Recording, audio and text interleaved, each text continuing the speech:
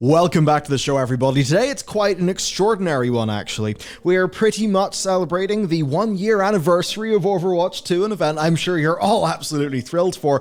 But also, I came back from my holiday to find a massive amount of layoffs happening in the games industry. Seriously, it is actual carnage. So yeah, we've got a hell of a lot to talk about today, including a new Elder Scrolls game that just appeared one day randomly. And if you're in the business of playing damn good video games, well, we do have a little bit of a hit for you as well. Okay, the Overwatch League is dead. Long live whatever the hell it was. That is basically the situation now, because the 2023 Overwatch League is over, and it may indeed be over forever, because they posted this graphic. With the completion of the 2023 league season, we will be focusing on building our vision of a revitalized esports program. We're eager to share more with you as details are finalized. Now, you may be suspicious just seeing this on face value, but there is actually a little bit more. So, there was reporting from The Verge earlier this year that revealed that every remaining team owner was allegedly given the option of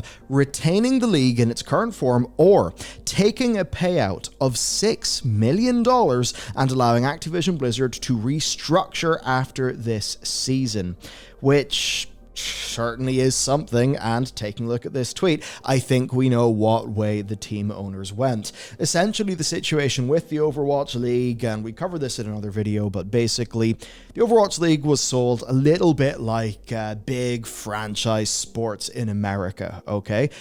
So there were humongous buy-ins for the teams. Thing is, though, they were absolutely not seeing financial return for the buy-ins that they had to pay for each league. Essentially, it never really turned into the fever dream that Bobby wanted it to be. The writing was on the wall, and now we have absolutely no idea. What I can say is that there was a real tone of finality in the way that the hosts and the commentators for the event were wrapping things up. As an example, Zoe, who had done loads of work for Blizzard, she said still processing the last 24 hours, or rather the past 6 years.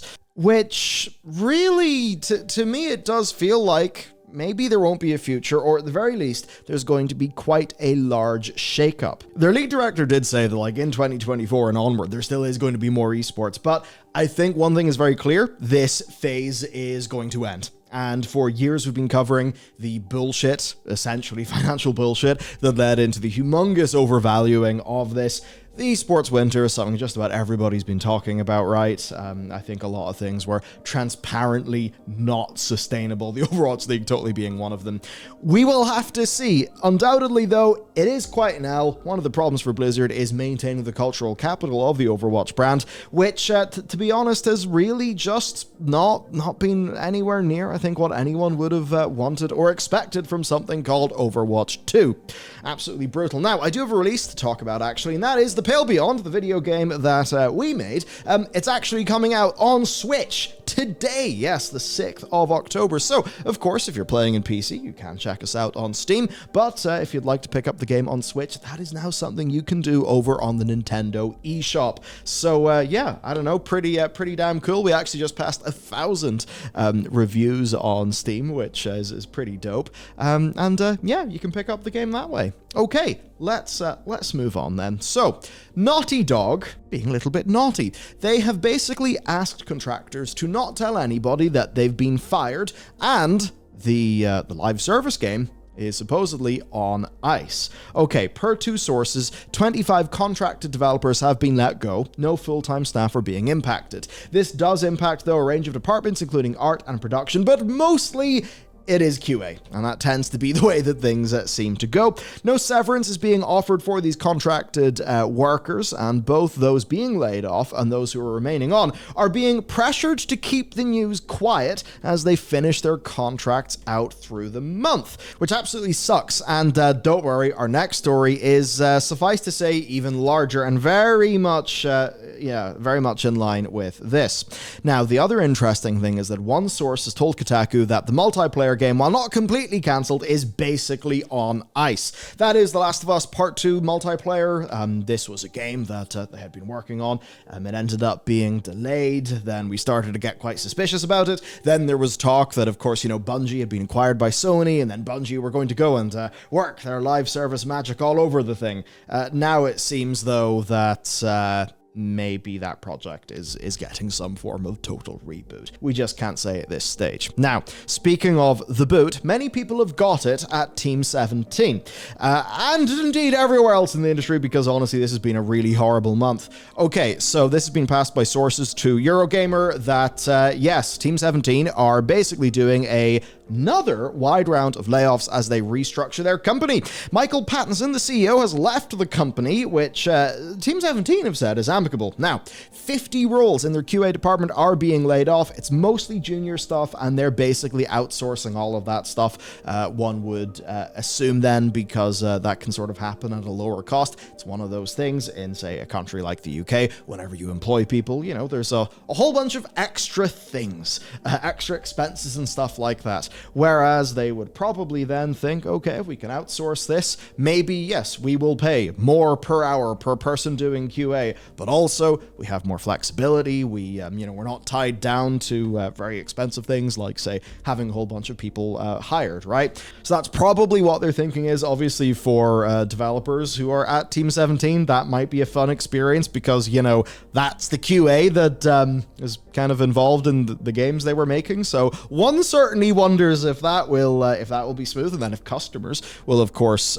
feel that. You'd imagine that Team 17's in-house QA are pretty experienced working on Team 17 games, and that many of those QA staff have worked on current Team 17 games, right, that are in development. Surely then this transition over to outsourced QA won't be perfectly smooth because a whole bunch of accrued knowledge has just been yeeted into the void. So there's that for QA, but it also turns out there is a little bit more. There are cuts to internal programming and marketing teams. And all of this, though, is interesting because it's not impacting two companies that they acquired. Astragon, who publish simulator games, and Story Toys, who do basically kids IP licensed games. Now, recently, right, not that long ago, they had already done layoffs, and at the time they sort of suggested there wouldn't be any more, but basically everything they've been doing is wrapping up in-house development, moving over to being a publisher.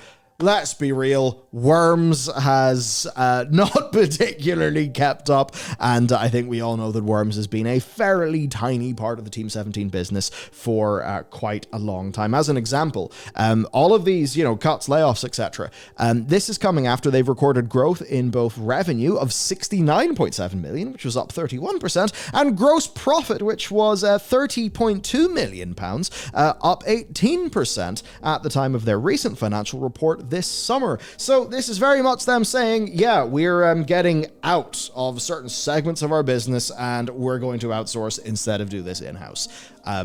They have changed how they're doing their business, and that is absolutely going to suck for all the people who are there in QA.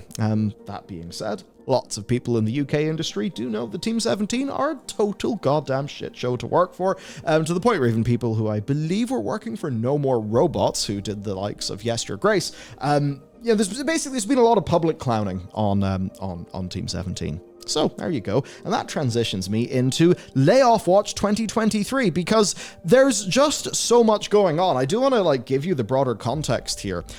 This is dire in the industry. Here's something fun from Cecilia D'Anastasio. New VC funding for video games is at a 3-year low. What a surprise. The lowest since at least 2018, discounting early 2020. Average VC funding per quarter was 2.1 billion for years. Last quarter, games got just 700 million. As you can see, the line has went down. Why has the line went down? Well, basically, money's not free anymore. It's harder for everybody to raise cash. Even I've been in talks where, let's just say I've talked to the person, and I haven't really signed an NDA or anything, but I still, don't want to The person he doesn't even work at the company anymore. Anyway, basically, I remember talking to somebody, and it was at a company you would know that we cover regularly. And, you know, there was kind of like deal on the table. And I didn't really want to do it. But a few weeks or months later on a follow-up call, it was very much, yes, the macroeconomic situation has changed. To which I kind of thought, yeah, well, wasn't really that keen in doing that anyway. That's basically what it's like. You can see a lot of the companies like Embracer who've been going in these big M&A sprees who are now absolutely having to consolidate and sort of remember that they need to be this mythical thing known as a cash flow generating business. Also here from Raj, right? Looking at the games industry right now and the sheer frequency of layoff announcements, I wanted to check in if we were hearing about new layoffs every week. And from his analysis, yes, there have in fact been announced layoffs every single week this year other than 4. So it certainly does feel like one of the more brutal years for the games industry. Now, one thing that has frustrated quite a lot of us, right, is we see all these reports of people acting really bad, kind of terrorizing their staff, messing up games projects, you know, all the sorts of incompetent management and leadership that just destroys projects. And it often has felt like there hasn't really been consequences, right? Well, we certainly have an update today. French police have arrested 5 former Ubisoft employees, including former executives, in order to question them about long-standing allegations of workplace harassment. And this actually does include Serge, French surname, that's his surname, and Tommy Francois. So there you go. Those were 2 fairly big names, actually. They were let go from Ubisoft in 2020 as a result of their own internal investigation. Now, Serge was a particularly interesting fellow because he worked at the kind of like central group that they had in Paris that was very much... Okay, there's a long version of that story. The short version is, it's the group in Paris who decided that every single game had to be based around climbing radio towers of some description.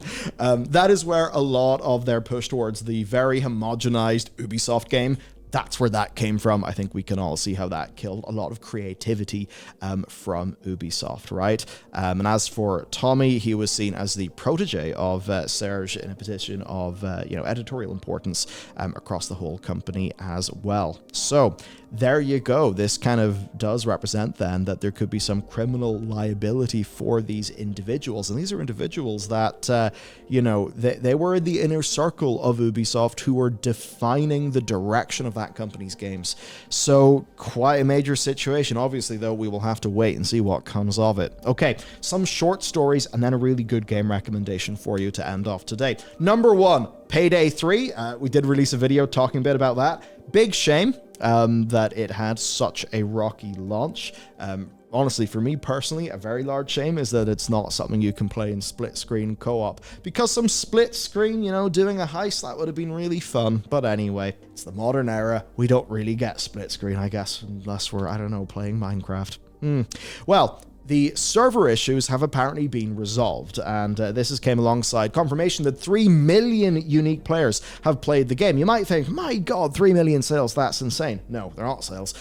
Game Pass. I mean, technically, I've played the game because I downloaded it on Game Pass.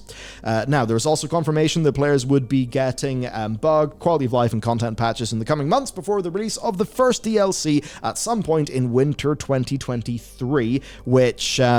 I suppose we'll start to answer some of the criticisms that players have had. Because one of the things, I played Payday 2 at launch, and I remember what it was. That game went crazy. It went totally bananas as time went on. People kind of liked how bananas it got, whereas Payday 3 feels quite stripped back in comparison.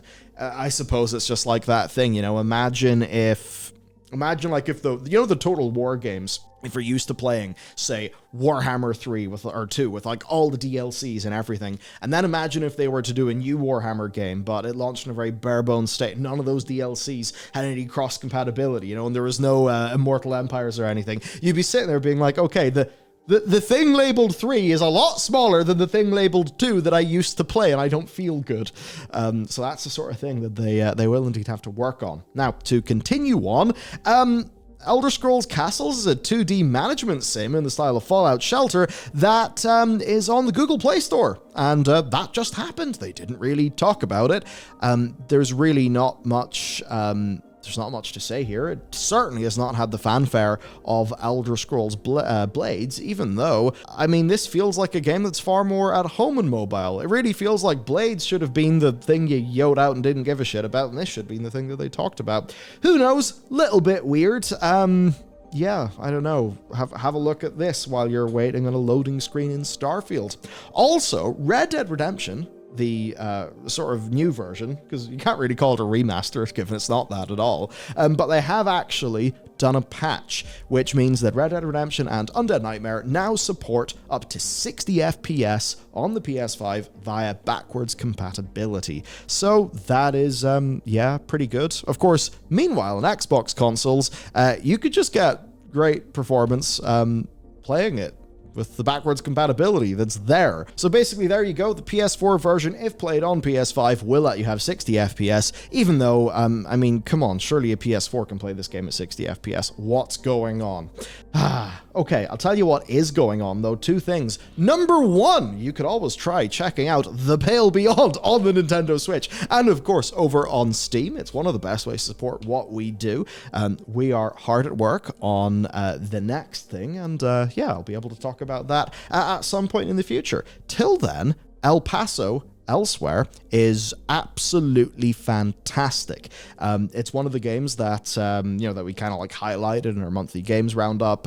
It came out, and yes, it's brilliant. And basically what's happened is the team at Strange Scaffold have done it again. Their previous two games, indie cult hits. We've got an airport for aliens currently ran by dogs, and Space Warlord Organ Trading Simulator. Very good titles for games. Yes, they released this. It is a third-person shooter in the mold of Max Payne. So you do have that slow-mo, gunplay, the noir narration, and also supernatural setting, really tight gunplay. It's basically just a super good game. So yeah, one thing we'll be doing more these days, as well as our monthly games roundups, is I'll just be highlighting games to you in regular roundup episodes, because as much as it is fun to talk about all the news can get a bit grim, and I do actually want to constantly be putting in reminders that video games are brilliant, that video games that are brilliant are regularly coming out, and as much as things may look grim, we're actually in one of the best years for like games almost ever. The amount of incredible games that have came out is just insane. And yeah, just because they're not all from the super big AAA games that it doesn't mean that the medium's not being pushed forward, because it absolutely is. Okay, that's it for today's episode. It's nice to be back. It's nice to be chatting with you again. Hope you enjoyed it, and I'll see you next time.